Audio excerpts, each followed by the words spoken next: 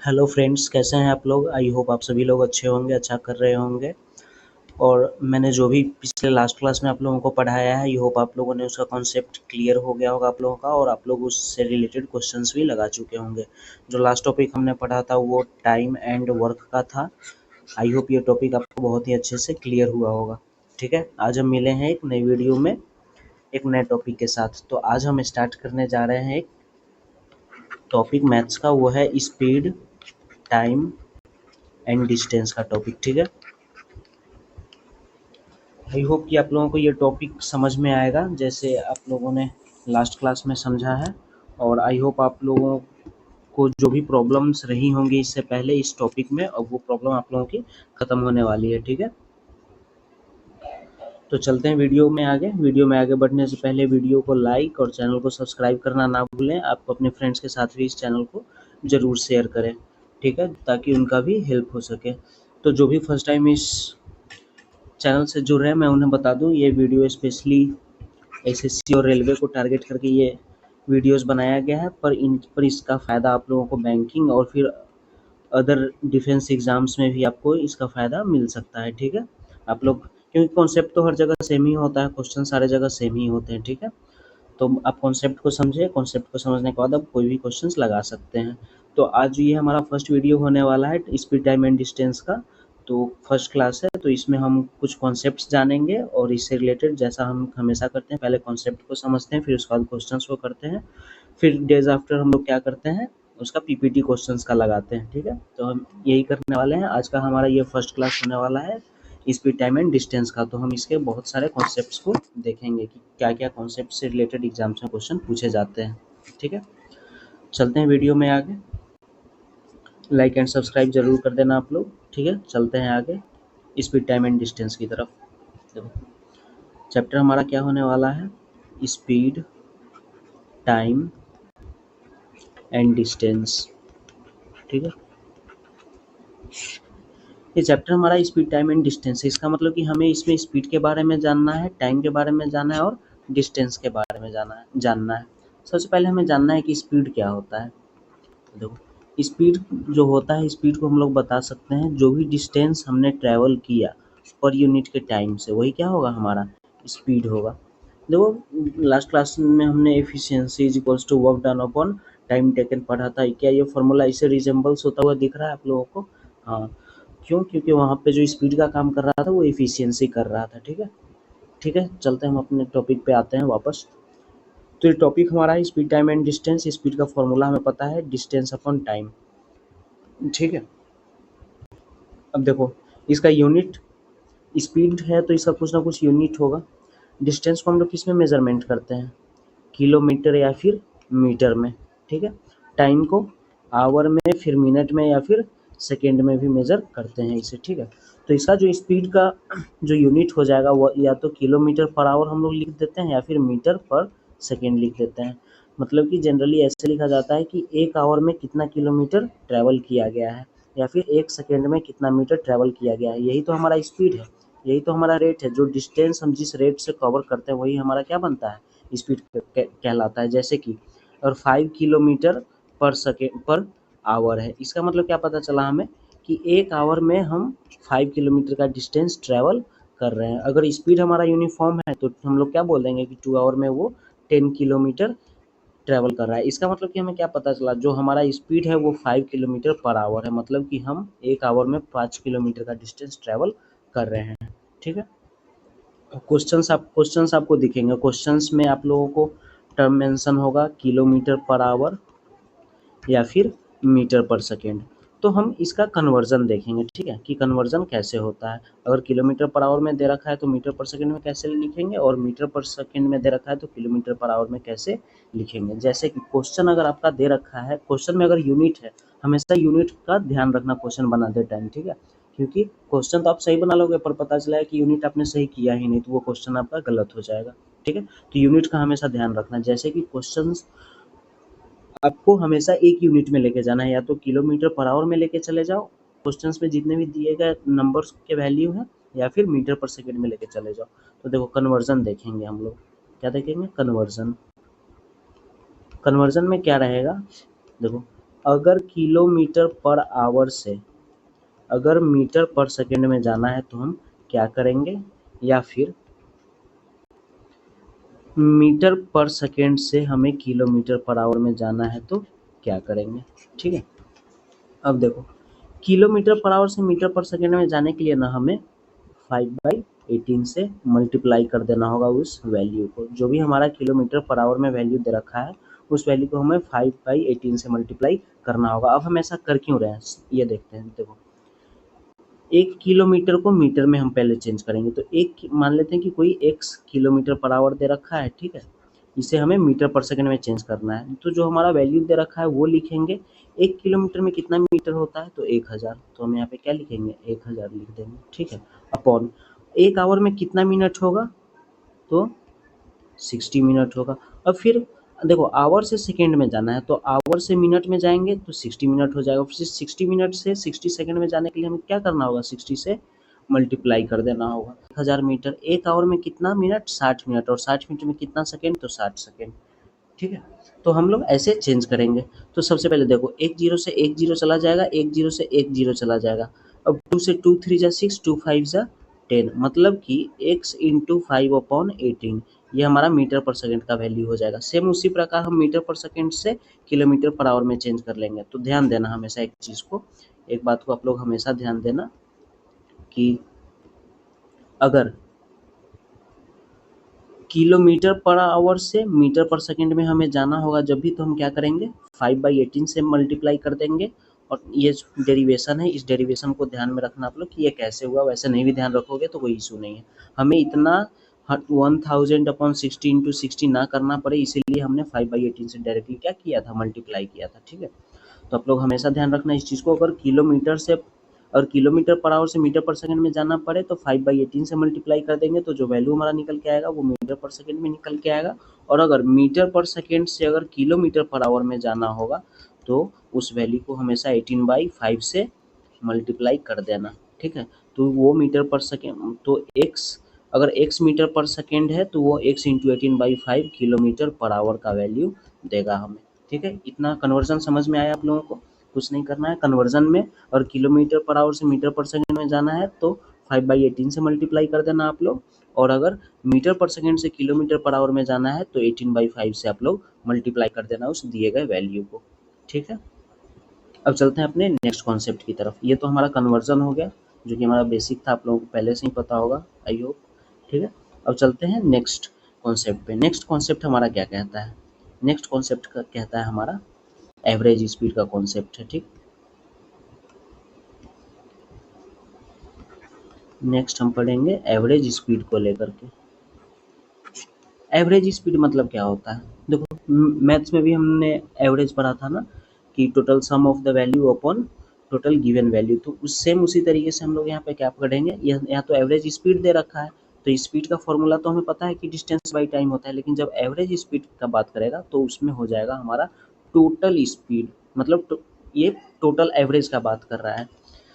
देखो तो इसका फॉर्मूला हो जाएगा, एवरेज स्पीड का फॉर्मूला होता है हमारा, एवरेज स्पीड दिख नहीं रहा है क्या, देखो average speed is equals to total distance upon total time, ठीक है। यही हमारा एवरेज स्पीड कहलाता है। जैसे कि अगर मान लेते हैं एक बॉक्स, ये एक पॉइंट है, एक पॉइंट यहाँ पे है, एक पॉइंट यहाँ पे है और एक पॉइंट यहाँ पे है, ठीक है। तो मान लेते हैं ये पॉइंट ए है, बी है, सी है और डी है, ठीक है। तो ए से बी का डिस्टेंस था d1, बी से सी का डिस्टेंस था d2 और सी से डी का डिस्टेंस था d3, ठीक है।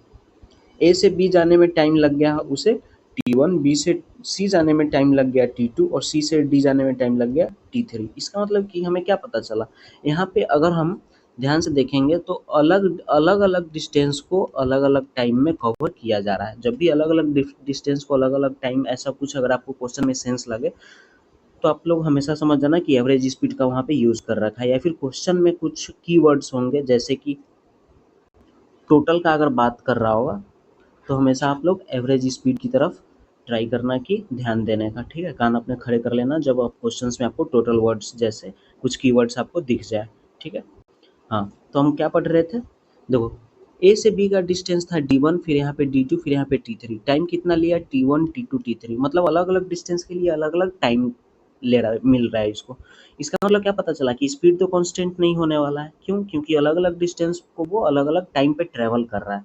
अगर डिस्टेंस अलग है और टाइम भी सबके लिए अलग लग रहा है, तो यहाँ पे एवरेज और आपसे स्पीड पूछ दिया जाए, तो उस कंडीशन में जो आपका स्पीड निकल के आएगा, वही आपका क्या कहलाएगा? वही एवरेज स्पीड होता है। कि एवरेज स्पीड से पता चलता है कि अलग-अलग डिस्टेंस को आपने अलग-अलग टाइम पे कवर किया है, और जब कंबाइनली आपसे स्पीड पूछा जाए, तो वहीं पे एवरेज स्पीड का कॉन्सेप्ट निकल करके आता है। तो यहाँ पे एवरेज स्पीड का भी हमने फॉर्मूला क्या देखा था? Total distance. तो टोटल डिस्टेंस क्या था हमारा? D1 plus D2 plus D3। मतलब कि जो हमारा टोटल डिस्टेंस था वो ये था, D1 plus D2 plus D3, ठीक है। अपन टोटल टाइम हमें कितना लगा? T1, T2 और T3। इसका मतलब कि T1 plus T2 plus T3। मतलब कि जो हमारा एवरेज स्पीड निकल करके आएगा, वो हमारा टोटल डिस्टेंस का सम अपॉन टोटल टाइम का सम, वही हमारा क्या निकल करके आएगा? एवरेज स्पीड निकल करके आएगा, ठीक है। आई होप कि कुछ प्रॉब्लम नहीं हुई होगी आप लोगों को, ठीक है। चलते हैं क्वेश्चन में, चलते हैं आगे कॉन्सेप्ट में। और नेक्स्ट कॉन्सेप्ट में कुछ ध्यान देना आप लोग, कुछ ध्यान देने वाले टॉपिक्स है यहाँ पे, ठीक है।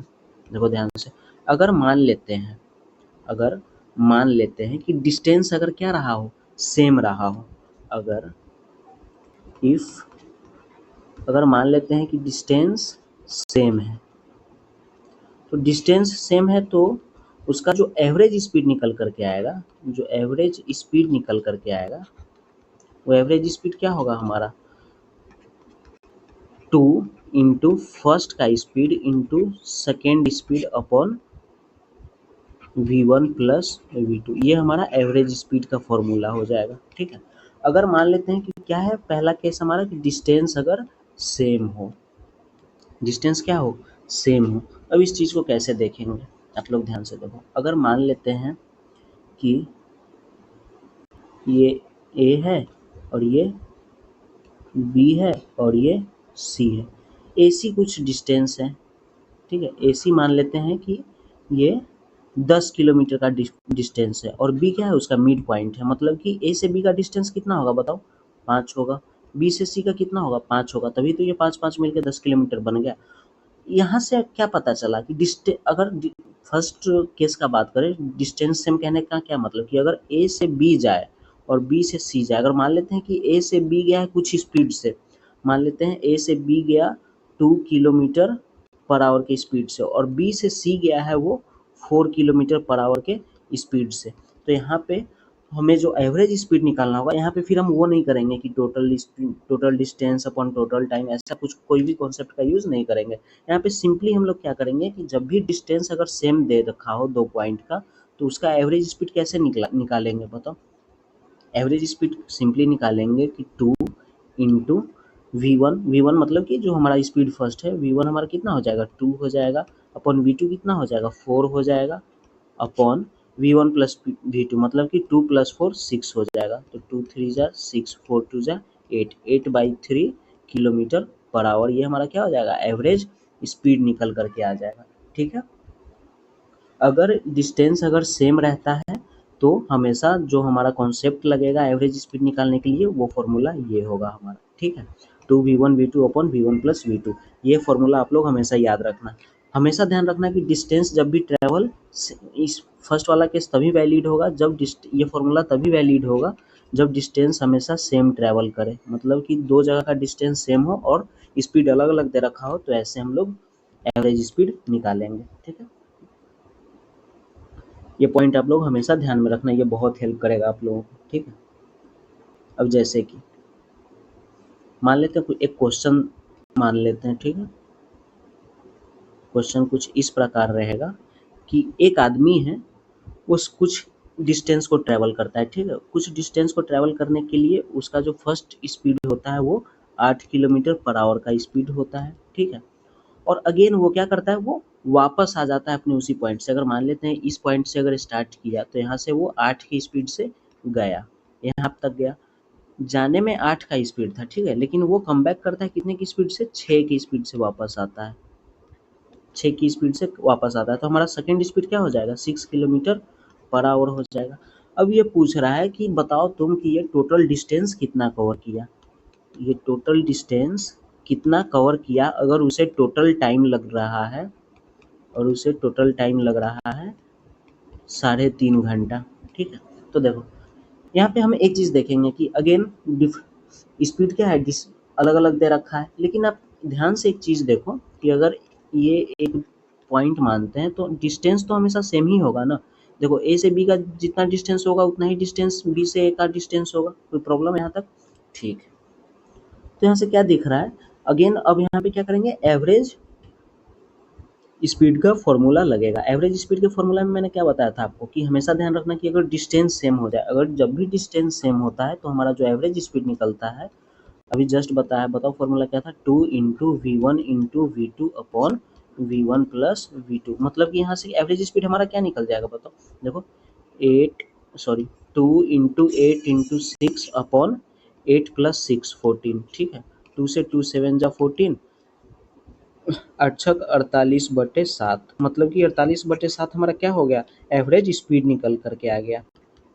ये हमारा एवरेज स्पीड निकल करके आ गया। अभी हमसे डिस्टेंस पूछ रहा है और टाइम दे रखा है, तो हमने अभी सबसे पहले देखा था कि speed is equal to distance by time होता है। अरे भाई स्पीड हो या एवरेज स्पीड हो, है तो वो स्पीड ही ना। हाँ, तो स्पीड हमारा क्या निकल गया, 48/7 निकल करके आ गया। तो स्पीड हम क्या लिख देंगे, 48/7। डिस्टेंस हमें निकालना है तो डिस्टेंस को डी ही रहने देते हैं। टाइम हमें दे रखा है 3 होल 1/2, मतलब कि 7/2 आवर्स। कोई प्रॉब्लम है यहाँ पे, ये 2 उठ करके यहाँ पे चला आएगा, कोई प्रॉब्लम। 7 से 7 कट जाएगा, 2 से ये कट जाएगा, 24 टाइम्स। मतलब जो हमारा डिस्टेंस रहा था, इस जो टोटल डिस्टेंस कवर किया था, टोटल डिस्टेंस कितना कवर किया हमारा, वो बताओ, 24 किलोमीटर का जो हमारा टोटल डिस्टेंस कवर किया वो 24 किलोमीटर का डिस्टेंस हो गया, ठीक है। कोई प्रॉब्लम है यहाँ पे, आई होप कोई प्रॉब्लम नहीं हुई होगी। देखो टोटल डिस्टेंस 24 था, मतलब कि जाने का डिस्टेंस 12 किलोमीटर और आने का डिस्टेंस 12 किलोमीटर, ठीक है। तो ये था हमारा एवरेज स्पीड का कॉन्सेप्ट। देख लो कोई भी प्रॉब्लम होगा तो कमेंट करके आप लोग जरूर पूछ लेना, ठीक है, मैं बता दूंगा आप लोगों को। यहाँ तक कोई प्रॉब्लम नहीं हुई होगी। चलते हैं अब नेक्स्ट स्लाइड पे। देखो नेक्स्ट स्लाइड क्या कहता है। देखो एक बात बताओ, अगर मान लेते हैं वो पिछला वाला केस फर्स्ट था, जो 2v1v2 upon v1 plus v2 पढ़े थे, वो फर्स्ट केस था हमारा। और सेकंड केस हम लोग देखते हैं। सेकंड केस कुछ इस प्रकार सेकंड केस आप लोगों को देखने को मिलेगा। देखो जैसे कि और मान लेते हैं कि वहाँ पे क्या था कि सेम डिस्टेंस था, दो पॉइंट के बीच का डिस्टेंस क्या था, सेम था। लेकिन अब क्या हो जाए कि अब मल्टीपल पॉइंट्स आ जाए लेकिन डिस्टेंस सबका सेम हो, तो कैसे उस क्वेश्चन को करेंगे। जैसे कि ए से बी तक का डिस्टेंस था, ठीक है, यहाँ से यहाँ सबका सब सारे डिस्टेंस का यूनिट क्या दिख रहा है, सेम दिख रहा है आप लोगों को। खैर सेम नहीं होगा, बस समझ जाना आप लोग कि सेम है। जैसे कि यहाँ से यहाँ D1 लगा, फिर D2 लगा, फिर D3 लगा, और ये कहाँ तक चला गया, DN तक चला गया। मतलब डिस्टेंस सबका तो सेम ही है, डिस्टेंस सारे पॉइंट का क्या है, सेम है, लेकिन वो अलग अलग पार्ट्स में डिवाइड हो रखा है। अगर मान लेते हैं डिस्टेंस फर्स्ट को V1 के स्पीड से ट्रैवल किया जा रहा है, सेकंड डिस्टेंस को V2 के, थर्ड डिस्टेंस को V3 के स्पीड से ट्रैवल किया जा रहा है, तो यहाँ पे इसका क्या फॉर्मूला होता है। अगर सेम डिस्टेंस, अगर मल्टीपल पॉइंट्स के सेम डिस्टेंस हो जाए तो कैसे इसको हम निकालेंगे एवरेज स्पीड। तो देखो जो एक एवरेज स्पीड का फॉर्मूला हमें तो क्लियरली पता है ना कि upon total distance upon total time होता है। इतना तो हमें पता था, ठीक है। अब ध्यान से देखो कि डिस्टेंस टोटल कितना किया travel, D1 plus D2 plus D3 dot dot dot dot DN, मतलब टोटल डिस्टेंस जो हमारा ट्रैवल हुआ वो DN का डिस्टेंस ट्रैवल हुआ। कोई प्रॉब्लम, मतलब इसको ऐसे भी लिख सकते हो कि n टाइम्स ऑफ, मतलब वो n टाइम्स क्या किया, ऐसे लिखते हैं इस चीज़ को कि देखो D1 प्लस D2 प्लस, अरे यार देखो D1 plus D2 plus D3 ये सब कितने टाइम्स चलता गया, n टाइम्स चला गया। जो इसका मतलब कि n टाइम्स वो डिस्टेंस कवर किया होगा, मतलब ND, ठीक है, अपॉन देखो टोटल टाइम, क्या हमें टाइम दे रखा है, नहीं दे रखा है, लेकिन हम क्या है, speed is equals to distance by time से यहाँ पे टाइम निकाल सकते हैं, time is equals to distance by speed.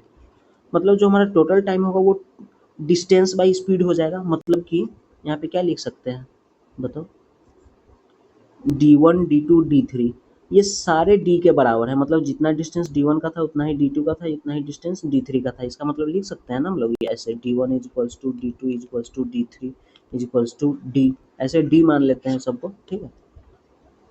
तो ध्यान से देखो आप लोग, यहाँ पे क्या हो जाएगा, फर्स्ट टाइम हमारा क्या हो जाएगा, टोटल टाइम पूछ रहा है, मतलब कि टोटल टाइम मतलब कि T1 plus T2 plus T3 यही तो हो जाएगा। तो इसका मतलब कि T1 हमारा क्या हो जाएगा, D1 अपॉन V1, सॉरी मतलब D1 तो D के ही बराबर था ना हमारा, मतलब कि D अपॉन V1। सेम उसी तरीके से हमारा जो सेकेंड डिस्टेंस का सेकेंड टाइम था वो क्या हो जाएगा, D अपॉन V2। उसी तरीके से हम क्या लिख सकते हैं, D अपॉन V3। यही चलते चला जाएगा। कोई प्रॉब्लम यहाँ तक, कोई प्रॉब्लम नहीं। देखो एक चीज़ आप लोग ध्यान से देखो, तो यहाँ से D कॉमन ले सकते हो और यहाँ से भी D कॉमन ले सकते हो। अगर ऊपर से हमने D कॉमन लिया तो क्या बच जाएगा, N बच जाएगा, और नीचे से हमने D कॉमन ले लिया तो क्या बच जाएगा, 1/V1 प्लस 1/V2। ये 1 D अपॉन Vn तक जा रहा था, ये भी 1/Vn तक चला जाएगा। इसका मतलब क्या पता चला, डिस्टेंस से डिस्टेंस हम कैंसिल कर सकते हैं। मतलब कि जो हमारा फर्स्ट केस था उसमें भी हमें डिस्टेंस का यूज़ नहीं करना पड़ा था, जैसे कि ये वाला केस था। यहाँ पे देखो क्या, यहाँ पे एवरेज स्पीड वाले फॉर्मूला में हमें डिस्टेंस का जरूरत पड़ा नहीं पड़ा, क्यों, क्योंकि डिस्टेंस बराबर था। मतलब एक चीज़ हमेशा ध्यान रखना कि जब भी डिस्टेंस बराबर होगा तो हमें वहाँ पे डिस्टेंस से मतलब नहीं रहेगा। देखो यहाँ से डिस्टेंस खत्म हो गया, मतलब कि जो हमारा एवरेज स्पीड निकल के आया वो हमारा एवरेज स्पीड क्या था, N upon 1/V1 plus 1/V2 dot dot dot dot Vn तक चला गया। ये हमारा एवरेज स्पीड निकल करके आ गया। कोई प्रॉब्लम है यहाँ पे नहीं, ठीक है। इस पे रिलेटेड एक क्वेश्चन देखते हैं हम लोग, जैसे कि देखो ये N क्या है, वो नंबर ऑफ टाइम्स दिखा रहा है, ठीक है।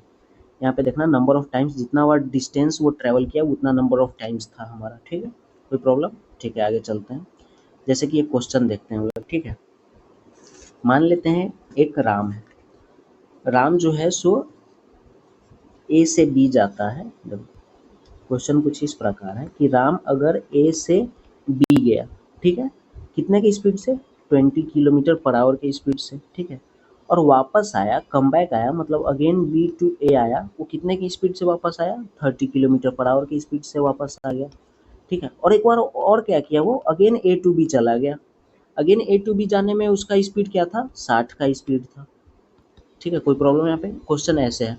अगर मान लेते हैं कि टोटल टाइम, अगर इन सबको कवर करने में टोटल टाइम अगर उसे कितने लगे, 6 आवर लगे, तो हमें बताना है कि टोटल डिस्टेंस कितना रहा होगा उसका, टोटल डिस्टेंस कितना रहा होगा। और टोटल डिस्टेंस हमें पता चल गया तो हम ए से बी का भी डिस्टेंस निकाल सकते हैं। मतलब डिस्टेंस क्या, डिस्टेंस तो वही होगा ना, जो ए से बी का होगा वही बी से ए का भी डिस्टेंस होगा, ठीक है। तो हमें टोटल डिस्टेंस पता करना है। तो यहाँ पे देखो अगेन स्पीड अलग है और टाइम दे रखा है हमें, तो हम यहाँ पे अगेन एवरेज स्पीड का फॉर्मूला लगाएंगे। देखो एवरेज स्पीड का फॉर्मूला कैसे यहाँ पे लगेगा, एवरेज स्पीड का फॉर्मूला क्या था, देखो एक 3 अलग-अलग डिस्टेंस को कवर कर रहा था, 3 अलग-अलग डिस्टेंस को कवर कर रहा था, लेकिन डिस्टेंस क्या था, सेम था। तो पिछले वाले फॉर्मूला में देखो एवरेज स्पीड का जो हमने फॉर्मूला देखा था वो क्या देखा था, देखो डिस्टेंस से तो कोई मतलब ही नहीं है हमें, क्या था, कितना टाइम वो डिस्टेंस सेम डिस्टेंस कवर किया upon 1/V1 plus 1/V2 dot dot dot dot 1/Vn, same यही तो था हमारा। तो देखो कितना बार टोटल सेम डिस्टेंस ट्रेवल किया, ये टोटल डिस्टेंस सेम कितना बार ट्रैवल किया, एक बार, दो बार, तीन बार। तो एन की जगह देखो एवरेज स्पीड का फॉर्मूला क्या था हमारा, N upon 1/V1 plus 1/V2 dot dot dot dot 1/Vn, यही तो था। तो देखो एन हमारा कितना हो जाएगा, 3 हो जाएगा, क्यों, क्योंकि 3 बार डिस्टेंस ट्रैवल किया था, 1 2 3। तो देखो 3 यहाँ पे लिख देंगे अपॉन 1/V1 का वैल्यू क्या हो जाएगा, 1/20, V2 1/30, V3 1/60, ठीक है। इसको हम लोग सॉल्व करेंगे, जैसे ही सॉल्व करेंगे तो क्या लिखेंगे, ऊपर में 3 लिखेंगे, नीचे 60 क्या आ जाएगा इसका, 60 इसका एलसीएम आ जाएगा। तो 23 जा 60, 30 दूनी 60 और 60 एकम 60, मतलब कि 3 गुने 60 अपॉन 3 दो 5 एक 6 आ जाएगा। 6 से ये 10 बार में कट गया, 10 दिया 30, जो मतलब हमारा एवरेज स्पीड निकल करके आया वो कितना निकल के आया 30 किलोमीटर पर आवर। कोई प्रॉब्लम है यहाँ पे, ठीक है। एवरेज स्पीड अगर हमारा 30 किलोमीटर पर आवर निकल करके आ गया, अगर average speed 30 kilometre per hour निकल कर के आ गया और वो टाइम कितना ले रहा था, 6 घंटे का टाइम ले रहा था। अब एक बात बताओ, speed is equals to distance by time, ये फॉर्मूला क्या हमें पता था, पता था। अब ध्यान से देखो, एवरेज स्पीड हमारा कितना 30 निकल करके आया, तो स्पीड के जगह हम क्या लिखेंगे 30 is equals to distance upon time. Time कितना था हमारा, 6 आवर का टाइम ले रहा था, तो टाइम की जगह पे हम क्या लिख देंगे 6 लिख देंगे। तो हमारा जो टोटल डिस्टेंस निकल करके आएगा वो कितना निकल के आएगा, 180 किलोमीटर। मतलब जो टोटल डिस्टेंस हमारा ट्रैवल किया वो कितना ट्रैवल किया, 180 किलोमीटर ट्रैवल किया। ठीक है,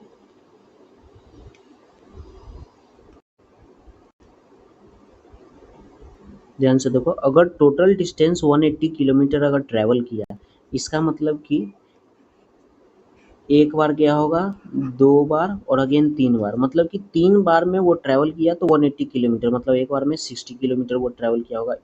इसका मतलब कि ए से जो बी का डिस्टेंस रहा होगा वो 60 किलोमीटर का रहा होगा। हमें ये पता चल गया कॉन्सेप्ट। ठीक है, एवरेज स्पीड का कॉन्सेप्ट आपका यहीं पे खत्म होता है। ठीक है, अब एवरेज स्पीड का कोई भी क्वेश्चन आएगा तो आई होप आप लोग उसे सॉल्व कर सकते हो। ध्यान से एक बार इस स्लाइड को देख लो। ठीक है, कोई भी प्रॉब्लम होता है तो आप लोग कमेंट जरूर करना। ठीक है, आई होप कि कोई प्रॉब्लम तब होना नहीं चाहिए आप लोगों को इसमें। ठीक, एक कॉन्सेप्ट है, उस कॉन्सेप्ट को भी हम लोग देखेंगे। ठीक है, कुछ इंपॉर्टेंट केस बनते हैं हमारे, जैसे कि देखो हमें बेसिक फार्मूला पता है, हमें बेसिक फार्मूला क्या पता है, वो फार्मूला क्या था कि speed is equals to distance upon time होता है। ये बेसिक फार्मूला हमें पता है, लेकिन अगर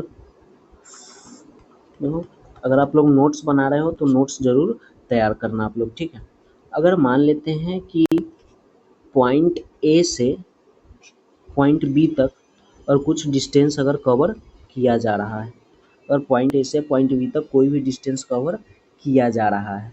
ठीक है, मान लेते हैं कि वो ए से स्पीड शुरू किया v1 के स्पीड से। ठीक है, और उसे टाइम कितना लग रहा है, t1 का टाइम लग रहा है। ठीक है, मान लेते हैं ये राम है। ठीक है, अगर ये राम है, ए से बी जाने के लिए टोटल डिस्टेंस डी है और टाइम वेलो स्पीड इसका कितना हो जाएगा, v1 हो जाएगा और टाइम t1 हो जाएगा। लेकिन एक और दूसरा बंदा है श्याम, वो भी ए से बी जा रहा है, इसका मतलब कि वो भी डिस्टेंस डी ट्रेवल करेगा, लेकिन उसका जो स्पीड है वो v2 है। अगर स्पीड चेंज हो रहा है सेम डिस्टेंस के लिए तो टाइम भी हमारा चेंज हो जाएगा। ठीक है, अगर वो v2 स्पीड से जा रहा है और टाइम t2 ले रहा है, तो क्या इन दोनों में कुछ भी रिलेशन देखने को मिलेगा। देखो ध्यान से, फर्स्ट वाले, अगर अगर राम का केस हम देखते हैं तो राम के केस में क्या पता चला कि जो v1 होगा वो d अपॉन t1 के होगा।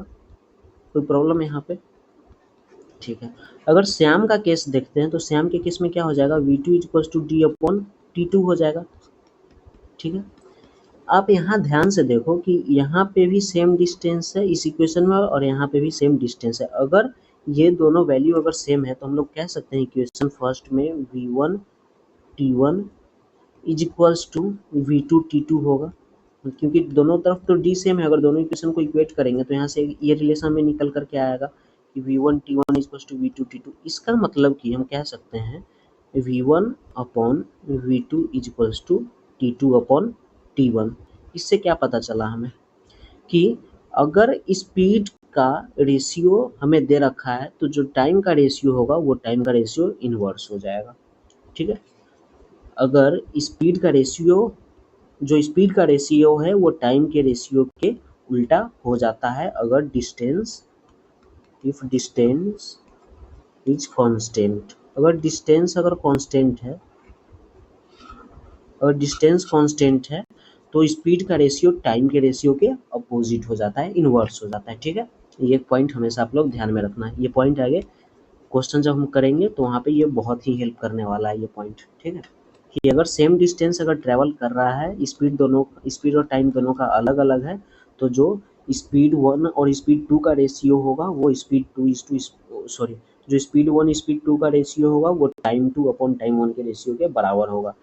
ये क्या हो जाता है, इनवर्स हो जाता है। देखो v1 t1 v2 t2। ठीक है, हमेशा इस चीज़ को ध्यान में रखना। यहाँ पे क्या था कि स्पीड कांस्टेंट था, ठीक है। ये हमने इक्वेशन से समझ लिया। अब एक चलते हैं एक और केस नंबर सेकेंड की तरफ। सेकेंड केस नंबर सेकेंड में क्या है, देखो सेकेंड नंबर केस में हम लोग मान लेते हैं कि स्पीड क्या है, कांस्टेंट है। स्पीड को क्या मानते हैं, कांस्टेंट मान लेते हैं। कोई प्रॉब्लम है यहाँ पे? नहीं। देखो स्पीड कांस्टेंट है, इसका क्या मतलब है, देखो अगेन फॉर्मूला हम लोग ध्यान करेंगे, याद करेंगे कि फॉर्मूला क्या था।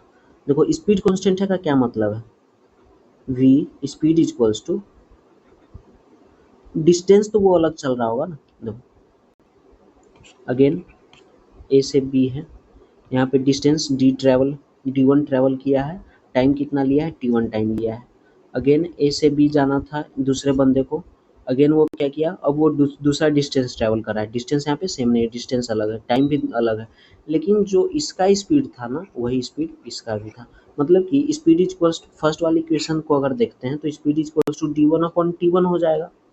उसी तरीके से अगर सेकेंड वाले क्वेश्चन को देखते हैं तो v इक्वल्स टू क्या हो जाएगा, d2/t2 हो जाएगा। इसका मतलब यहाँ से क्या पता चला, अगर ये दोनों क्वांटिटी अगर हमारे कांस्टेंट है, इसका मतलब कि हम कह सकते हैं कि d1, देखो यहाँ से क्या लिख सकते हैं, d1/t1 is equals to d2/t2। इसका मतलब क्या पता चला हमें कि d1/d2 is equals to t1/t2। अगर, ध्यान रखना हमेशा, अगर स्पीड हमेशा कांस्टेंट होगा तो वहाँ पर जो डिस्टेंस का रेशियो बनेगा वो सेम टाइम के रेशियो के बराबर रहेगा। मतलब यहाँ पे उल्टा नहीं होगा, d1 t1, यहाँ पे d2 t2। यहाँ पिछले वाले इक्वेशन में हमने क्या देखा था कि ये उल्टा हो गया था। देखो v1 का रिलेशन नीचे वाले से, v2 का रिलेशन ऊपर वाले से, मतलब इन्वर्स हो गया था। अगर डिस्टेंस कांस्टेंट था तो यहाँ पे रिलेशन इन्वर्स हो गया था, लेकिन अगर वेलोसिटी या फिर स्पीड अगर हमारा क्या है, कांस्टेंट है, तो जो डिस्टेंस और फर्स्ट डिस्टेंस और सेकेंड डिस्टेंस का रेशियो था वही हमारा फर्स्ट टाइम और सेकेंड टाइम का रेशियो भी हो जाएगा। कोई प्रॉब्लम है यहाँ पे? ये सब कॉन्सेप्ट है, ये सब ध्यान में रखना। जब हम क्वेश्चंस करेंगे तो उस टाइम बहुत ही अच्छे से इस चीज़ को डील करेंगे हम लोग, ठीक है। आप लोग जब भी नेक्स्ट क्लास में आना तो कॉन्सेप्ट को करके आना, ठीक है। कुछ नहीं करना है, सिंपल नॉर्मल सा चीज़ है भाई। अगर स्पीड, अगर देखो यहाँ से स्पीड अगर क्या है, ये फॉर्मूला बस आप लोग हमेशा ध्यान में रखना, speed is equals to distance upon time. बस ये फॉर्मूला आप लोग अपने ध्यान रखना, फिर उसके बाद आप लोगों को कुछ भी याद करने का ज़रूरत नहीं है, ठीक है। चलो अब नेक्स्ट आगे चलते हैं हम लोग। 1 मिनट होल्ड करना आप लोग थोड़ी देर, चलते हैं वीडियो में आगे। केस थर्ड देख लेते हैं। देखो फर्स्ट वाले में हमने क्या देखा था, फर्स्ट केस में हमने देखा कि हमारा डिस्टेंस कांस्टेंट था, ठीक है। सेकेंड केस में हमने देखा कि हमारा क्या था, स्पीड कांस्टेंट था। और थर्ड केस में अब हम लोग क्या देखेंगे कि टाइम कांस्टेंट है। देखो ये जो टॉपिक है हमेशा ध्यान में रखना। अगर देखो ऐसे ही बिना डेरिवेशन के ही समझ लो, देखो या फिर डेरिवेशन के साथ समझा दो, ठीक है। देखो अगेन ए से बी जाना था एक बंदे को, दूसरे बंदे को भी ए से बी जाना था, ठीक। नहीं ए से बी ये अलग है, यहाँ पे डिस्टेंस अगर देख लो, यहाँ पे आप लोग कंफ्यूज हो जाओगे बाद में। यहाँ पे सी कर दो, यहाँ पे डी कर दो, ठीक है। अगेन यहाँ से ए से बी था तो यहाँ पे सी से डी कर दो आप लोग, ठीक है।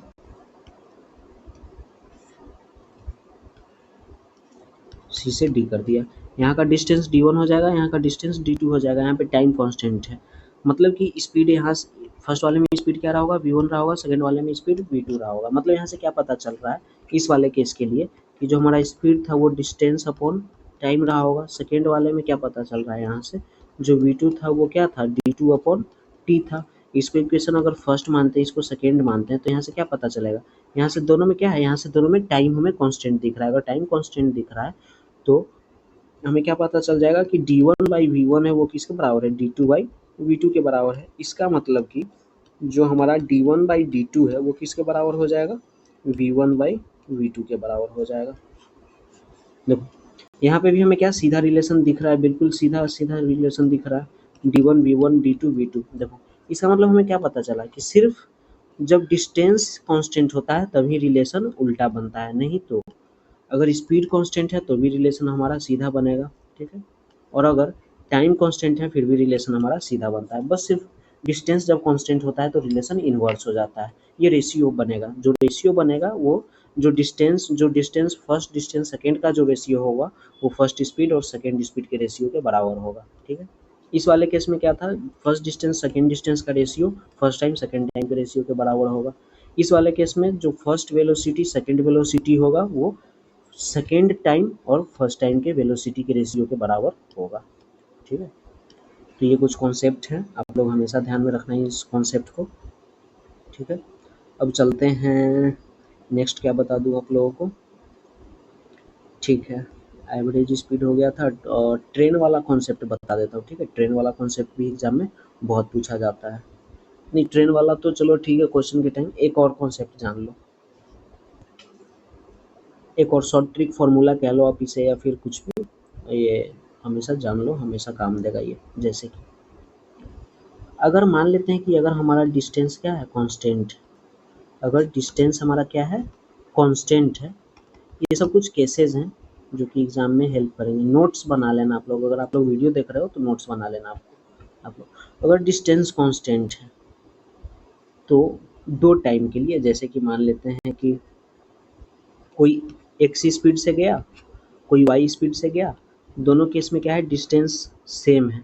और मान लेते हैं कि एक्स अगर स्लो था और एक्स स्लो स्पीड से गया था, ठीक है। नहीं, ऐसे ऐसे नहीं समझो इस चीज़ को, एक मिनट रुक जाओ। देखो, अगर डिस्टेंस अगर कांस्टेंट होता है ए से बी और बी से सी, अगर मान लेते हैं अगेन ए से बी ही मान लेते हैं, ठीक है। अगर मान लेते हैं किसी दिन ए जो है सो बी तक गया अपने ऑफिस के लिए, ए से अपने घर से ऑफिस के लिए गया एक्स की स्पीड से, ठीक है। और अगले दिन अगेन जो है ए से बी जा रहा है, डिस्टेंस तो सेम ही ट्रेवल करेगा, लेकिन एक फर्स्ट टाइम एक्स की स्पीड से गया था, सेकेंड टाइम वाई की स्पीड से जाएगा।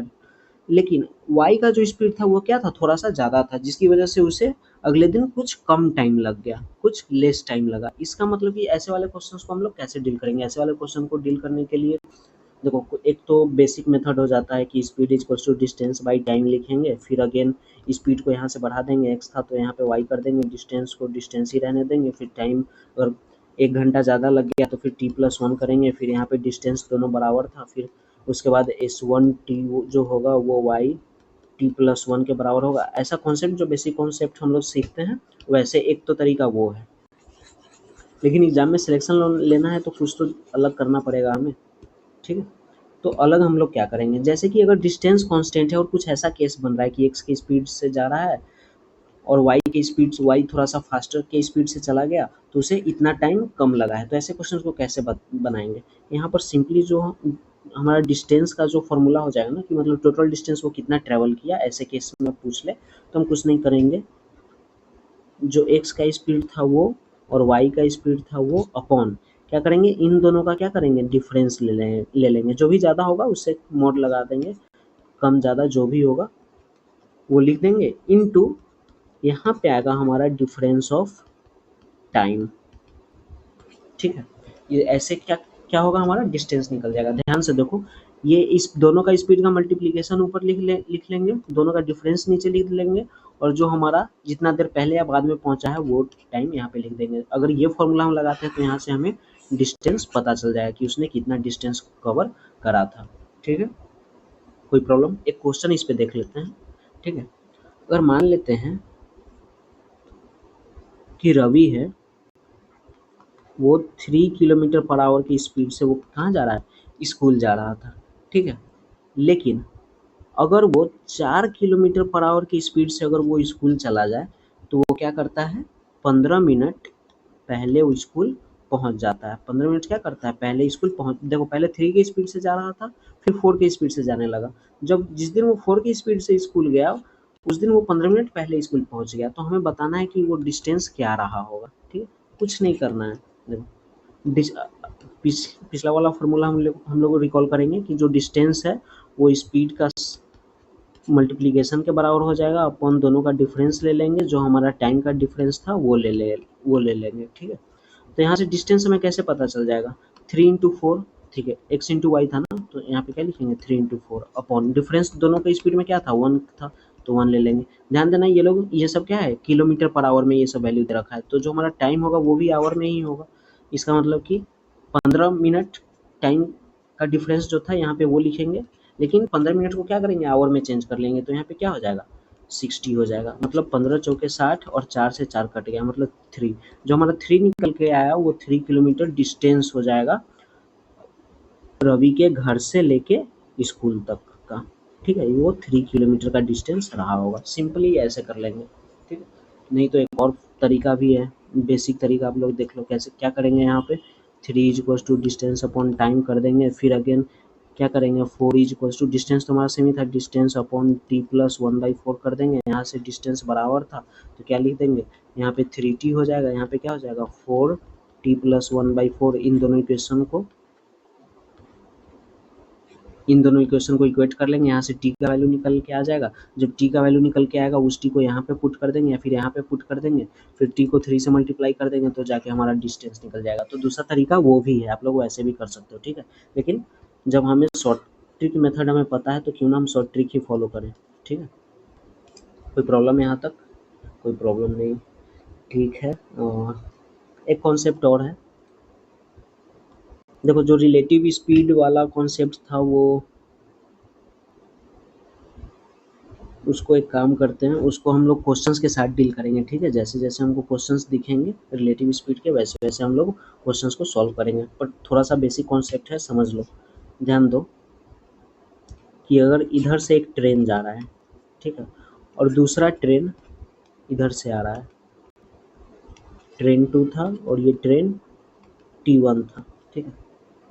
तो हमेशा ध्यान देना कि जब भी रिलेटिव स्पीड का बात करें, अगर मान लेते हैं इसका v1 का स्पीड था, इसका v2 का स्पीड था, जब भी वो दोनों अगर अपोजिट डायरेक्शन में चल रहे होंगे ना, तो जो रिलेटिव स्पीड होगा उन दोनों का ऐड हो जाएगा। मतलब रिलेटिव स्पीड क्या हो जाएगा v1 प्लस v2 हो जाएगा, v1 प्लस v2 ये हमारा क्या हो जाएगा रिलेटिव स्पीड हो जाएगा। देखो जैसे कि अगर आप एग्जाम्पल ले लो, अगर ट्रेन में बैठे होगे आप लोग तो आप लोग नोटिस कर रहे होगे कि अगर एक ट्रेन इधर से जा अगर आप जिस ट्रेन में बैठे हो वो ट्रेन अगर इधर से जा रही है और दूसरी ट्रेन इधर से आ रही है, तो वो दोनों बहुत ही तेजी में एक दूसरे को क्रॉस करके आगे निकल जाते हैं, ठीक है। ऐसा क्यों होता है, क्योंकि रिलेटिव स्पीड दोनों का ऐड हो चुका है, मतलब स्पीड और भी ज़्यादा बढ़ चुका है उन दोनों का, इसीलिए बहुत ही जल्दी वो दोनों क्या करते हैं एक दूसरे को क्रॉस करके निकल जाते हैं आगे। तो रिलेटिव ऐसे इस ट्रिक से हमेशा आप लोग याद रखना, अगर आप लोग कंफ्यूज हो जाओ तो। अगर जब भी अपोजिट डायरेक्शन में अगर मूव कर रहा है कोई भी बॉडी, तो उसका जो रिलेटिव स्पीड होगा दोनों के सम के बराबर हो जाएगा, दोनों के स्पीड के सम के बराबर हो जाएगा रिलेटिव स्पीड। अगर वहीं अगर सेम डायरेक्शन में ट्रेवल कर रहा है, ये फर्स्ट केस था, ये हमारा सेकंड केस है। अगर सेम डायरेक्शन में चल रहा है, अगर मान लेते हैं ट्रेन 1 भी इधर ही जा रहा है और ट्रेन 2 भी इधर ही जा रहा है, तो यहाँ पे जो रिलेटिव स्पीड हो जाएगा, रिलेटिव स्पीड दोनों का क्या हो जाएगा सब्ट्रैक्ट हो जाएगा। दोनों का रिलेटिव स्पीड क्या हो जाएगा सब्ट्रैक्ट हो जाएगा, मतलब जो दोनों स्पीड का जो डिफरेंस होगा वही हमारा क्या बनेगा रिलेटिव स्पीड का, तो जो वही रिलेटिव स्पीड हमारा बन जाएगा, ठीक है। तो हमेशा ध्यान में रखना, अगर भूल जाओ तो ये वाला टेक्निक याद रखना कि ट्रेन में हम बैठे हैं, सामने से एक ट्रेन आ रहा है, हम दोनों एक दूसरे को क्रॉस कर रहे होते हैं, तो बहुत ही जल्दी एक दूसरे को क्रॉस कर जाते हैं। क्यों क्रॉस करते हैं, क्योंकि स्पीड बढ़ गया है, स्पीड बढ़ गया मतलब v1 प्लस v2 हो गया है, ठीक है। और अगर मान लेते हैं कि सेम डायरेक्शन में जा रहे हैं तो बहुत ही टाइम लगता है एक दूसरे को हमें क्रॉस करने में। ऐसा क्यों लगता है, क्योंकि हमारा स्पीड कम गया है, स्पीड कम गया है मतलब v1 माइनस v2 हो गया है, ठीक है। एक और कॉन्सेप्ट है, अगर मान लेते हैं कि कोई भी एक ट्रेन है, ठीक है, यहाँ पे एक पोल है, क्वेश्चन आएगा आपको, यहाँ पे एक पोल है या फिर एक आदमी खड़ा है, तो इसको जो क्रॉस करने में देखो ऐसे हम क्या लिखेंगे, speed equals to distance by time. देखो जो भी ट्रेन का स्पीड रहेगा उस हिसाब से देखो इस पॉइंट को, ये तो एक पॉइंट ही है ना, इसको एक हम पॉइंट कंसीडर करेंगे उस ट्रेन के सामने। तो इस ट्रेन को कितना जो टाइम लग रहा होगा, वो टोटल ट्रेन कितना डिस्टेंस कवर कर रहा होगा इसको क्रॉस करने में। अगर ट्रेन यहाँ से चालू होता है, यहाँ पे पोल या फिर एक आदमी खड़ा है, तो कितना डिस्टेंस ट्रेन टोटल ट्रैवल कर रहा होगा। मान लेते हैं कि ट्रेन यहाँ से खुला, ये इसका हेड था, ट्रेन का इंजन था यहाँ पे, और यहाँ पे ट्रेन का ये बैक वाला पार्ट आ गया, ठीक है। तो ध्यान से देखो कि यहाँ से यहाँ आने में ट्रेन अपना क्या किया होगा, पूरा बॉडी को लेकर के आया होगा, पूरा बॉडी को अपने यहाँ से लेकर के यहाँ पे लाया होगा। इसका मतलब कि जो ट्रेन जो टोटल डिस्टेंस कवर किया है उस आदमी को या फिर पोल को कवर करने के लिए, वो ट्रेन का खुद का लेंथ हो जाएगा। ठीक है, समझ में आया आप लोगों को? देखो ध्यान से समझो, अगर कोई भी पोल या फिर आदमी है, अगर उसको किसी एक ट्रेन है, ध्यान से अब आप लोग बस विजुअलाइज करो चीज़ों को कि पोल है या फिर आदमी है, ट्रेन को कितना डिस्टेंस ट्रैवल करना पड़ेगा इस पोल या फिर आदमी को ट्रैवल करने के लिए, उतना ही डिस्टेंस ट्रैवल करना पड़ेगा जितना इस ट्रेन का लेंथ है। मतलब कि जो ट्रेन का लेंथ होगा वही क्या हो जाएगा, वही उसके लिए डिस्टेंस हो जाएगा। मतलब ट्रेन अपने खुद का डिस्टेंस ट्रैवल कर लेगा, खुद के लेंथ का डिस्टेंस ट्रैवल कर लेगा, वही क्या हो जाएगा उसके लिए, वही उसके लिए डिस्टेंस हो जाएगा। ठीक है, लेकिन एक और केस आता है, अगर मान लेते हैं कि यहाँ पे प्लेटफॉर्म है या फिर ब्रिज है, एक प्लेटफॉर्म है या फिर ब्रिज है, ट्रेन यहाँ पे है। ठीक है, ट्रेन का कुछ भी लेंथ हो सकता है, ये इंजन है। अब ये क्या किया, अब ये यहाँ पे आ गया।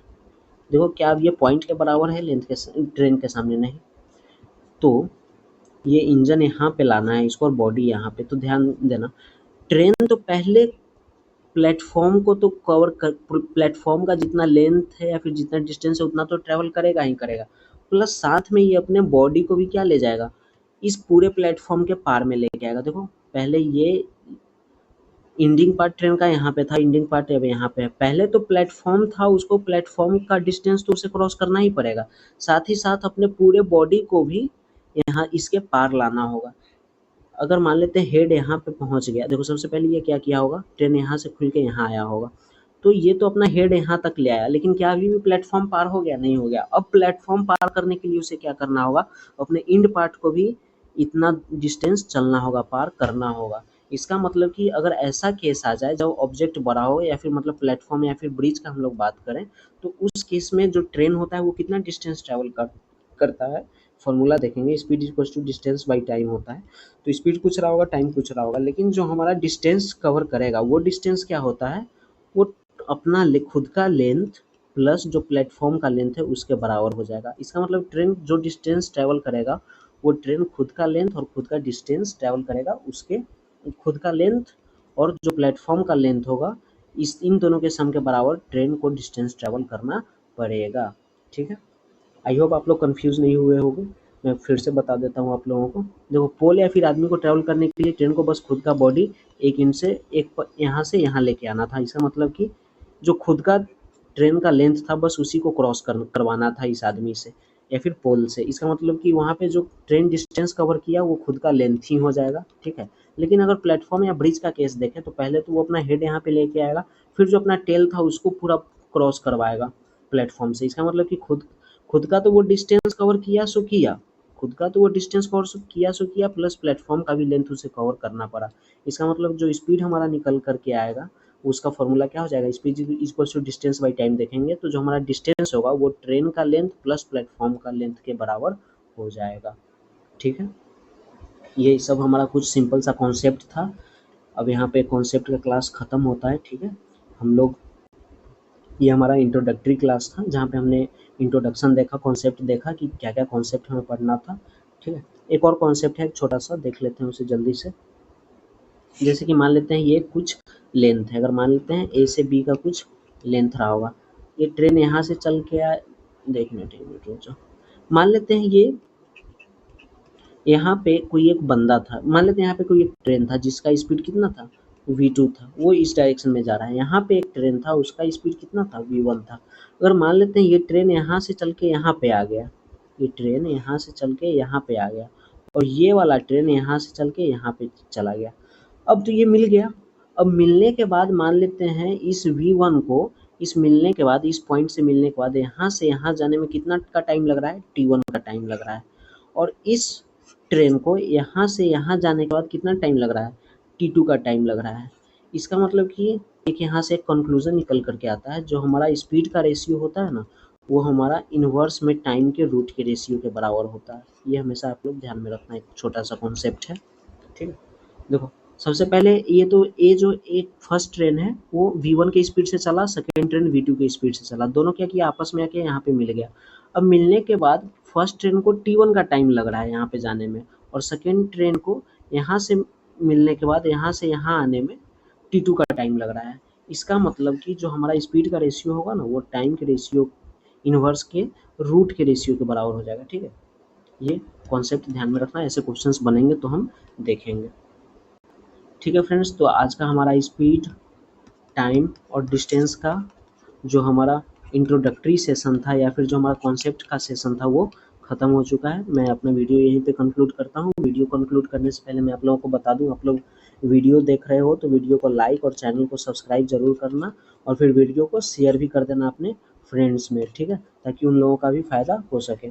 और आप लोग, मैं जो भी क्लासेस करवाता हूँ उसकी नोट्स आप लोग अगर बना सकते हो तो प्लीज़ आप लोग नोट्स बनाओ इसका, ठीक है। बाकी कुछ भी प्रॉब्लम होता है तो आप लोग अपना प्रॉब्लम कमेंट सेक्शन में डाल देना, मैं उसका ज़रूर रिप्लाई करूँगा आप लोगों को, ठीक है। वीडियो को ध्यान से देखना, जहाँ पे नहीं समझ में आया 1-2 बार वीडियो को रिपीट भी कर लेना, ठीक है। नोट्स बनाना और फिर कल हम लोग इसका क्वेश्चन करेंगे, ठीक है। जो हमने कॉन्सेप्ट आज देखा इसके बेस्ड पे हम लोग कल क्वेश्चन करेंगे। क्वेश्चंस वो ऐसे जो आने वाले एग्जाम्स में पूछे जा सकते हैं या फिर प्रीवियस ईयर क्वेश्चंस जो पूछे जा चुके हैं, ठीक है। हम लोग उसका प्रैक्टिस करेंगे, फिर हमें आइडिया लग जाएगा कि हमारे एग्जाम में किस तरीके के क्वेश्चन आने वाले हैं।